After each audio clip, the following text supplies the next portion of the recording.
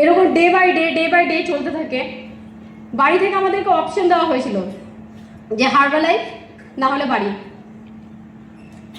তখন আমরা চুজ করেছিলাম হার্বালাইফ। যখন আমরা চুজ করেছিলাম তখন বাড়িতে যথেষ্ট টাইলস মার্বেল দেওয়া একটা বাড়িতে যা যা থাকে, দোতলা একটা বাড়ি, আমার বাপের বাড়ি, সব অবস্থা ভালো। সবাই বলেছিল চলে গেলে কিন্তু সম্পর্কটা পুরো শেষ হয়ে যাবে। আমরা বলেছিলাম ঠিক আছে। যখন এখানে আসি 2000 টাকা দিয়ে একটা ঘর ভাড়া নিই। শুধু এবার এর পরের পিকচারটা আমি আপনাদেরকে দেখাবো এই বাচ্চাটাকে নিয়ে। একটা থাইরয়েডের পেশেন্ট, সেই বাচ্চাটাকে নিয়ে আমরা এই বাড়িটাতে উঠে গেছি। 2000 টাকা ভাড়া। কখনো কখনো একটা তালা দিয়ে আমরা ট্রেনিংয়ে যেতাম, এসে দেখতাম দুটো তালা ওর মধ্যে ঝুলছে। মানে 2000 টাকা আমরা ভাড়া না দিতে পারার জন্য ওই আরেকটা তালা ঘর মালিক দিয়েছিলেন। আচ্ছা, আমি যখন হার্বালাইফ জয়েন করি তখন আমার ছেলে ক্লাস 3-তে পড়ে। কিন্ডার জয় চকলেটটা হয় না, ওই কিন্ডার জয় চকলেটটা, ওই কিন্ডার জয় চকলেটটা আমাকে প্রত্যেকবার বলতেন, মা ট্রেনিংয়ে যাচ্ছ একটা কিন্ডার জয় চকলেট এনো। আমি 35 টাকা তখন দাম ছিল, আমি কিন্তু ওই কিন্ডার জয় চকলেটটাও নিয়ে যেতে পারতাম না ওর জন্য।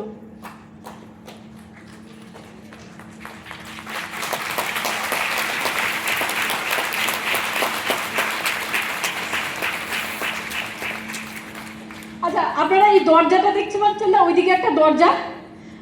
এই বাড়িটায় কোনো বাথরুম ছিল না, জানেন, কোনো বাথরুম ছিল না। এবার স্যার তো বাইরে চান টান করে নিতেন। পাশের বাড়িতে মিস্ত্রি, মানে পাশের বাড়ির কাজ হতো, লেবারদের কাছে থেকে আমরা পাইপ দিয়ে জল নিতাম। কত কথা শুনতে হতো ওদের কাছে থেকে। কেন আপনারা নিজের একটা ব্যবস্থা করতে পারছেন না? আপনাদের এই করতে হচ্ছে না যে লেবারদের থেকে, লেবার মিস্ত্রি নয়, লেবারদের থেকে কথা শুনতে হতো যে ওই জল নিতাম বলে। মেঝে, মানে এই যে মেঝেটা রয়েছে না, এই মেঝেটার উপর দিয়ে কেন্ন, সাপ, গাছ, ছোট ছোট গাছ বেরিয়ে যেত। মাঝে মাঝে ওর মধ্যে একটু সিমেন্ট ছড়িয়ে নারকেল ঝাঁটা দিয়ে আমরা আবার মাঝে মাঝে ওটাকে, ওই মেঝেটাকে ঠিক করতাম। কি অবস্থা গ্রীষ্মকালের দিন, আর ওই মানে 1 হাত ওপরে টিনের চাল, এত গরম, অস্বাভাবিক গরম। বাচ্চা ছেলেটা থাইরয়েডের পেশেন্ট, ওর এমনি গরমের এত সমস্যা, মানে এত অসুবিধা। একবার রান্না করেছি, একবার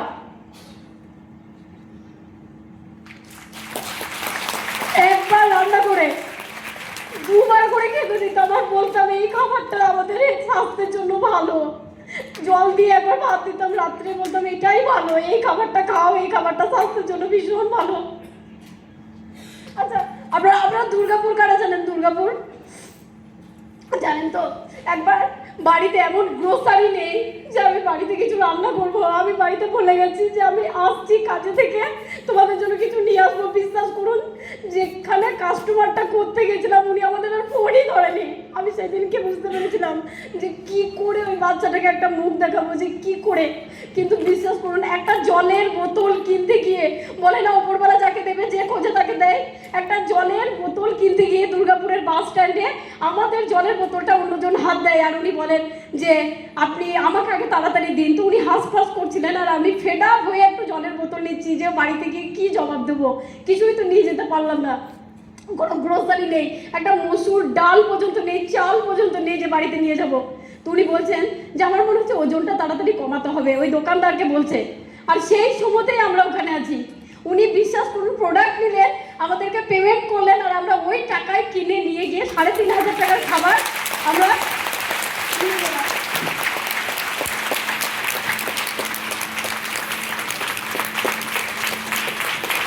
থ্যাংক ইউ সো মাচ। আচ্ছা, এটা কি হয়েছিল স্যার জানেন? এটা আমাদের আরেকটা রুম ছিল, সেই রুমে আমাদেরকে পুরো বের করে দিয়েছে। আর চেয়ারের উপরে আমাদেরকে কাপড়, মানে পুরো বের করে দিয়েছে যে আপনাদেরকে এত, এই একটা পাকা রুম আছে, ওর মধ্যে থাকতে হবে না, আপনারা ওর মধ্যে থাকুন, কম ভাড়াতে 2000 টাকার মধ্যে থাকতে পারছেন না, 1500 এরকম দেবেন। এবার আমাদের পাশে একজন মুদিখানার দোকানদার ছিলেন, মুদিখানার, ওনার নাম হচ্ছে খলিল। আমি এখনো নাম করে ওই ওই ওই জায়গাতেও বলতে পারি যে ওনার নাম ছিলেন খলিল। আমি ওনাকে বলেছিলাম একটা বিস্কিটের প্যাকেট এনে দেবেন ভাই, বাচ্চাটা খাবে। বলছে পয়সা নিয়ে তো খাওয়ানোর কি দরকার। দুবরাজপুর বলে আমাদের ওখানে একটা জায়গা আছে, ওখানে ওনার দোকান আছে। বলছে পয়সা নিয়ে তো খাওয়ানোর কি দরকার, একটা বিস্কিটের প্যাকেট আমাকে মানুষ ভাব দেয়নি। জানেন, আমার নিজের জামাইবাবু বলতেন যে ওরা বাড়িতে এলে আমার মনে হয় এই বুঝি টাকা ধার চাইবে, আমার ভালো লাগে না ওদেরকে। আমার নিজের ননদাই বলে যে ওদের বাড়িতে কোনো গয়না লাগবে না যদি বিক্রি করে দেয়, আমার ননদকে বলতেন। মানে এরকম সিচুয়েশনে আমরা পার করে এসেছি, এরকম একটা সিচুয়েশন লিড করে এসেছি আমরা, এরকম একটা সিচুয়েশন দিয়ে আমরা চলেছি, তবে গিয়ে অতগুলো পিকচার তৈরি হয়েছে। একটা দিনের জন্য কখনো মনে হয়নি যে না হারবালাইজ কুইট করবো, কখনো মনে হয়নি। আচ্ছা, এই দিনকে আমাদের কাছে অপশন ছিল যে হারবালাইভ আমরা কুইট করে যাব, আর নয়, কিন্তু না, সেদিনকেও আমরা ঠিক করেছিলাম যে না, আমরা হারবালাইভ করবো। ওই বাচ্চাটাকে হাতে ধরে, ক্লাস 3-র বাচ্চাটাকে, আমার ছেলের একটা ক্যাব ড্রাইভার ছিল, মানে 500 টাকা দিয়ে তার মাসে অনেকগুলো বাচ্চার সাথে স্কুলে যেত, সত্যানন্দ ইনস্টিটিউট।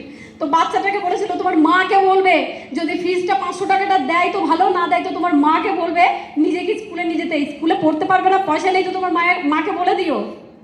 এই ধরনের কথাবার্তা শুনতে হয়েছিল। আচ্ছা, আপনাদের এই বাড়িটার থেকে একটু ভালো অবস্থা আছে কার? আমরা যদি পেরেছি আপনারাও পারবেন, আপনারাও পারবেন।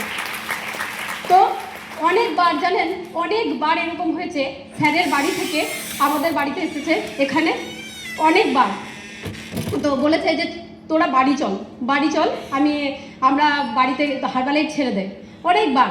কিন্তু আমরা কখনোই এটাকে অ্যাকসেপ্ট করিনি। একটা দিন তো আমাদের কাছে একদম কি বলবো লজ্জাজনক পরিস্থিতিতে চলে এসেছিল। আমার মা এসেছিলেন বেড়াতে, আর আমার মা আমাকে বলছে যে আজকে মাছের তরকারি কর। তো আমি স্যারকে গিয়ে বলছি যে মা মাছ আনতে বলেছে। ও আমাকে বলছে যে পয়সা, এরকমভাবে বলছে। কিছুক্ষণ পরে দেখছি মা বাড়িতে নেই, কিছুক্ষণ পরে দেখছি মাছের প্যাকেট নিয়ে ঢুকছে। মানে উনি বুঝতে পেরেছিলেন এদের কাছে এমন টাকা নেই যে মাছ কিনে এনে আমাকে খাওয়াবে।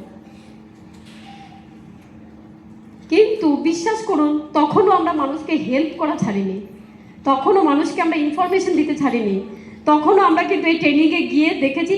আজকে যেমন আপনারা এসে আমার চোখ দিয়ে আমার এটা দেখছেন, ঠিক সেরকম আমরাও কিন্তু দেখেছিলাম, কত মানুষের স্টোরি দেখেছিলাম, ইন্সপায়ার হয়েছিলাম, ওনাদের বলে আমাদেরও হবে, ওনাদের বলে আমাদেরও হবে, ওনাদের বলে আমাদেরও হবে। বিশ্বাস করুন। আচ্ছা, এটা হচ্ছে সেই অ্যাবনর্মাল শিশুটা। ডাক্তারে বলেছিল একে যদি আপনি মেডিসিন না দিন তাহলে কিন্তু পুরো অ্যাবনর্মাল হয়ে যাবে, একটা চোখ ছোট একটা চোখ বড়। এই সেই অ্যাবনর্মাল শিশুটা, যাকে নিয়ে আমি কিন্তু বাড়ি থেকে চলে এসেছিলাম, আমি এবং স্যার দুজনেই। কিচ্ছু নিয়ে আসিনি বাড়ি থেকে, কিচ্ছু নিয়ে আসিনি। যেদিনকে আমরা এসেছিলাম সেদিনকেও আমরা কেনা খাবারই খেয়েছিলাম একটু, যে হ্যাঁ বাড়ি থেকে কিচ্ছু আনিনি। আমাদের যা কিছু এখন আজকের ডেটে সবটা আমাদের হারবালাইফের। আচ্ছা, টাকা যখন থাকে না, ইনকাম যখন থাকে না, তখন বাড়ি থেকে আপনাকে কি করতে হয় বলুন তো?